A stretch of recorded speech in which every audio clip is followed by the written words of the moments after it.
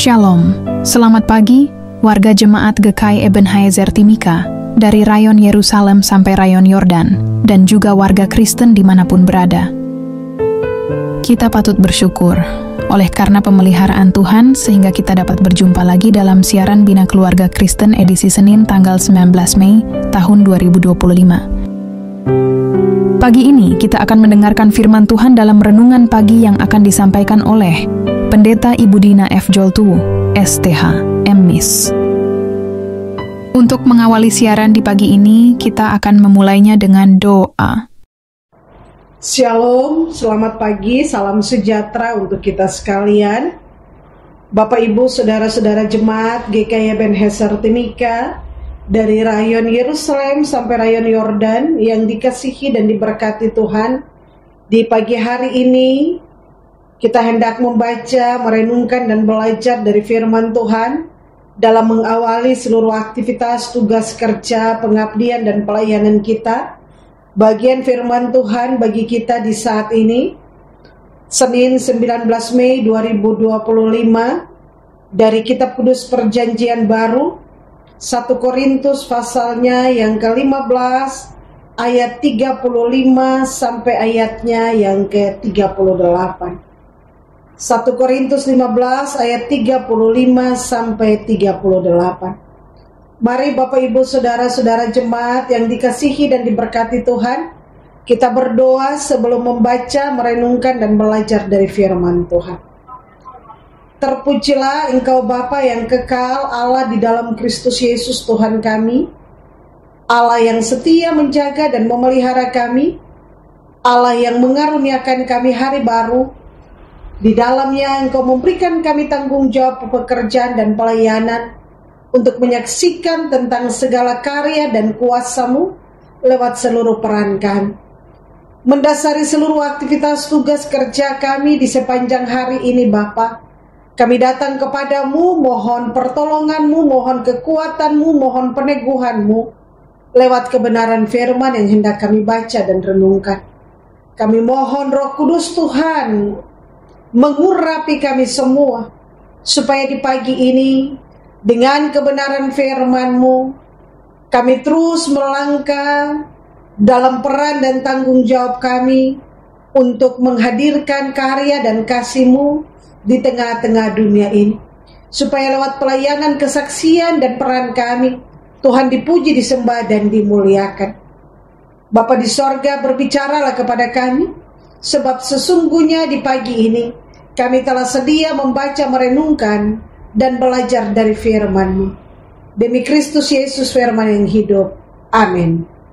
1 Korintus pasalnya yang ke-15 ayatnya yang ke-35 sampai 38. Firman Tuhan berkata, kebangkitan tubuh. Tetapi mungkin ada orang yang bertanya, bagaimanakah orang mati dibangkitkan? Dan dengan tubuh apakah mereka akan datang kembali? Hai orang bodoh, apa yang engkau sendiri taburkan tidak akan tumbuh dan hidup kalau ia tidak mati dahulu. Dan yang engkau taburkan bukanlah tubuh tanaman yang akan tumbuh, tetapi biji yang tidak berkulit, umpamanya biji gandum atau biji lain. Tetapi Allah memberikan kepadanya suatu tubuh seperti yang dikehendakinya. Ia memberikan kepada tiap-tiap biji tubuhnya sendiri. Sampai demikian jauh sabda firman Tuhan bagi kita, yang dikatakan berbahagia adalah setiap kita yang selalu rindu membaca, merenungkan, memelihara, dan melakukan firman Tuhan dalam hidup kita tiap-tiap hari. Shalom Bapak Ibu saudara-saudara yang dikasihi dan diberkati oleh Tuhan Yesus Kristus. Jemaat GKI Ebenezer Timika dari rayon Yerusalem sampai dengan rayon Yordan. Tema kita di minggu ini adalah, atau di hari ini adalah benih yang mati untuk kehidupan yang baru. Bapak Ibu saudara-saudara, bayangkan tanah yang baru dibajak, basah, dan tidak menjanjikan apa-apa di permukaannya. Namun seorang petani melangkah dengan tenang ke ladang itu. Di tangannya benih-benih kecil yang tampak rapuh. Ia menaburkan benih itu satu persatu ke dalam tanah. Ia tidak menangis, ia tidak mengeluh, karena ia tahu bahwa dari kematian benih itu akan lahir kehidupan yang lebih agung.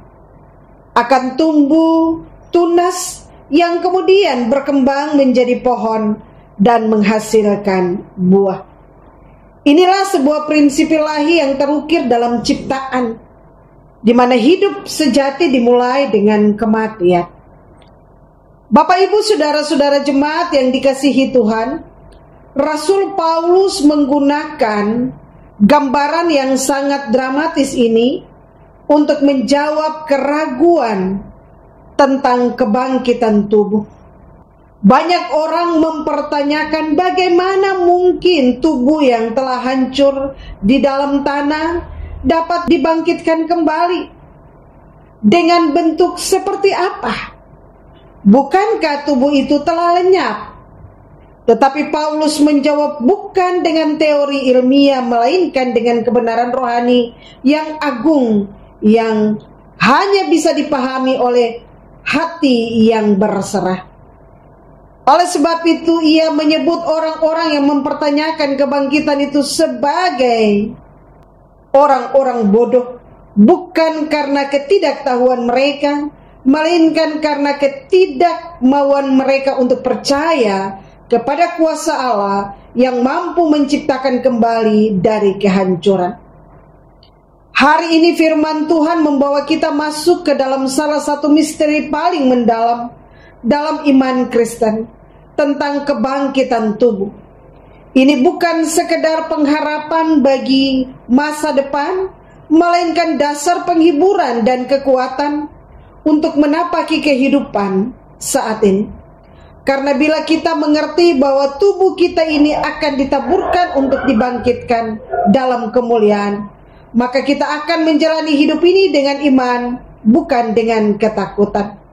Bapak, Ibu, saudara-saudara jemaat yang dikasihi dan diberkati Tuhan, surat 1 Korintus ditulis oleh Rasul Paulus sekitar tahun 55 Masehi, dan Paulus menulis surat ini dari Efesus kepada jemaat di Korintus, sebuah kota metropolitan di provinsi Akaya, Yunani.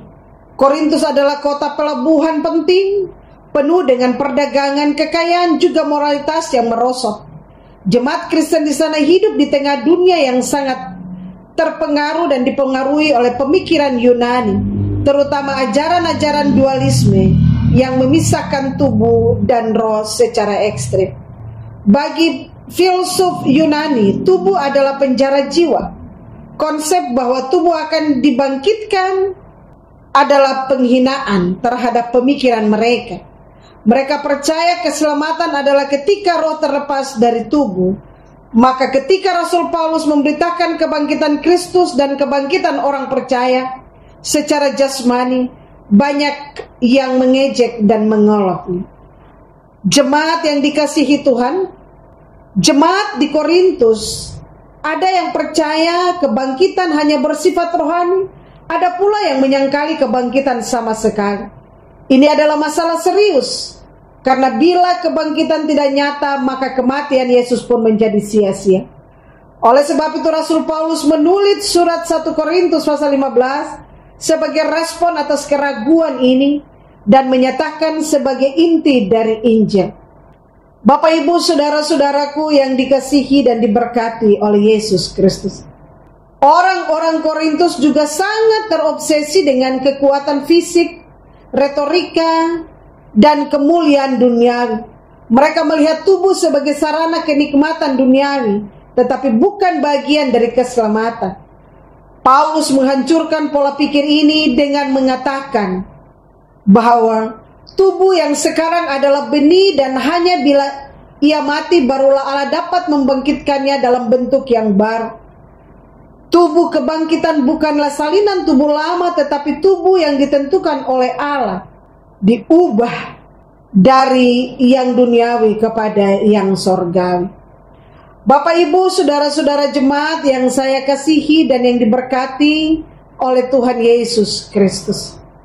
Oleh sebab itu di pagi hari ini sebagai anak-anak Tuhan, kita mau belajar dari kebenaran firman Tuhan, bahwa kematian bukan akhir dari segala-galanya, tetapi kematian adalah sebuah proses awal dalam suatu pembaharuan dan perubahan yang dikerjakan oleh Allah, di mana Allah mengubah tubuh yang fana, Allah mengubah tubuh yang jasmani ini kepada sebuah tubuh yang penuh dengan kemuliaan.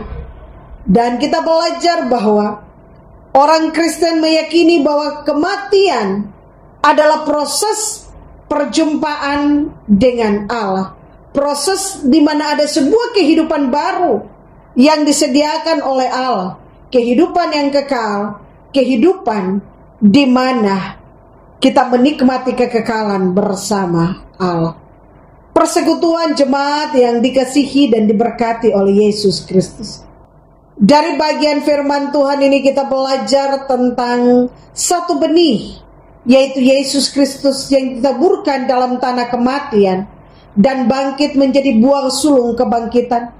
Itulah pola yang Allah tetapkan juga atas hidup orang percaya.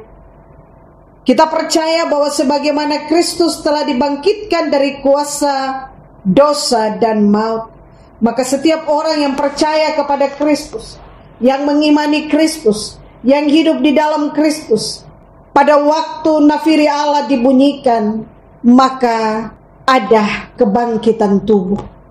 Tubuh yang diubah adalah tubuh kemuliaan, bukan tubuh jasmani yang kita hidupi saat ini. Tubuh ini akan hancur dan berbaur dengan tanah, tetapi Yesus dengan segala kedaulatan dan kuasanya akan mengubah tubuh jasmani ini menjadi tubuh kemuliaan, untuk masuk di dalam kekekalan, untuk masuk di dalam keilahian, untuk menikmati kekekalan bersama Allah. Bapak Ibu saudara-saudara jemaat yang dikasihi dan diberkati Tuhan, maka hari ini inilah panggilan ilahi bagi setiap kita. Beranikah kita tinggalkan segala kehidupan lama kita, supaya kita bangkit di dalam kehidupan baru bersama Kristus? Beranikah kita matikan segala dosa, ego, supaya kita bangkit di dalam kasih? Beranikah kita mati terhadap segala bentuk ambisi pribadi yang tidak memuliakan Tuhan, supaya kita dibangkitkan dalam panggilan sorgawi? Bapak Ibu saudara-saudaraku yang dikasihi dan diberkati oleh Tuhan Yesus Kristus, jangan lagi kita hidup mempertahankan kehidupan yang lama, tetapi oleh kebangkitan Kristus kita semua telah menjadi pemenang. Oleh sebab itu berdirilah teguh, jangan goyah, dan giatlah dalam melakukan segala peran dan tanggung jawab yang Tuhan percayakan bagi kita, supaya ketika nafiri Allah terakhir berbunyi, Bapak Ibu saudara-saudara dan saya turut serta menikmati kekekalan itu. Saat ini waktu dan kesempatan Tuhan berikan bagi kita, ada ruang yang Tuhan anugerahkan bagi kita. Mari kita pergunakan ruang dan waktu kemurahan Tuhan ini untuk hidup, melakukan segala karya dan kehendaknya. Sebab kita tidak tahu kapan sangkakala atau nafiri terakhir itu berbunyi. Karena itu kita tidak perlu tunggu dan mengetahui kapan nafiri itu berbunyi. Tetapi tanggung jawab kita adalah selama masih diberi kesempatan, selama nafiri terakhir itu belum berbunyi, mari kita isi waktu ini untuk memuliakan Tuhan, untuk menyaksikan tentang kebaikannya. Kita tetap berdiri teguh dan giat melakukan pekerjaan-pekerjaan bagi hormat dan kemuliaan nama Tuhan, supaya pada waktu kedatangannya kita turut dibangkitkan dalam tubuh sorgawi untuk menikmati kekekalan bersama Tuhan. Tuhan memberkati firman-Nya bagi kita. Amin. Mari kita berdoa. Terima kasih banyak Bapa di sorga untuk lawatan firman-Mu bagi kami. Kami bersyukur lewat firman-Mu, kami semakin diteguhkan dalam hal iman, dan kami memiliki pengharapan yang pasti bahwa berimankan Kristus adalah sebuah kepastian, sehingga kami tidak perlu ragu dan takut apa yang terjadi sesudah kehidupan ini. Tapi kami percaya bahwa Tuhan punya rancangan yang luar biasa bagi setiap kami, baik kehidupan kami di dunia ini maupun kehidupan seusai segala karya kami di dunia ini. Ada kepastian bagi kami. Biarlah Tuhan memeteraikan firman-Mu dalam hidup kami, supaya kami terus hidup di dalam firman-Mu dan firman-Mu hidup di dalam kami, supaya kami tumbuh menghasilkan buah bagi kemuliaan nama Tuhan.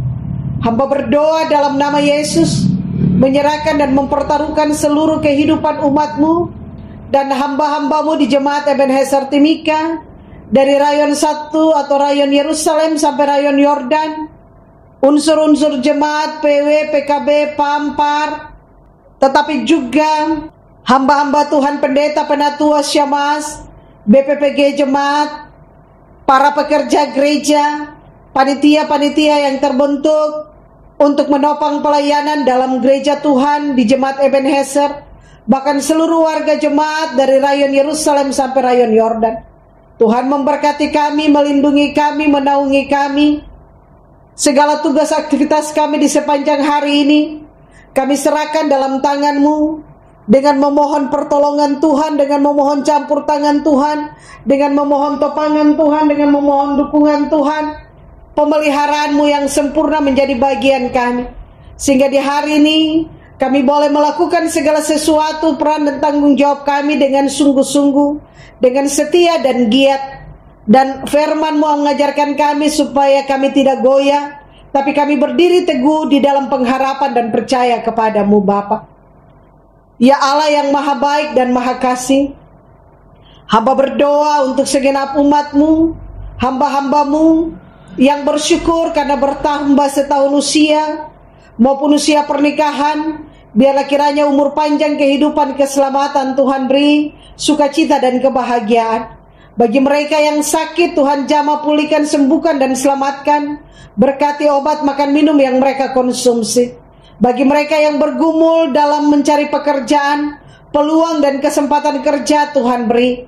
Bagi mereka yang bergumul untuk melanjutkan pendidikan ke jenjang pendidikan selanjutnya, ke perguruan tinggi, anak-anak kami yang hendak mempersiapkan diri untuk ikut tes kedinasan, mereka yang sedang ikut, anak-anak kami yang ikut tes TNI Polri, hamba berdoa dalam nama Yesus, Tuhan memberkati mereka. Biarlah dalam meraih dan menggapai cita-cita mereka selalu mengandalkan Tuhan, menaruh pengharapan dan percaya sungguh kepada Tuhan. Bersama Tuhan mereka meraih dan menggapai cita-cita dan masa depan mereka.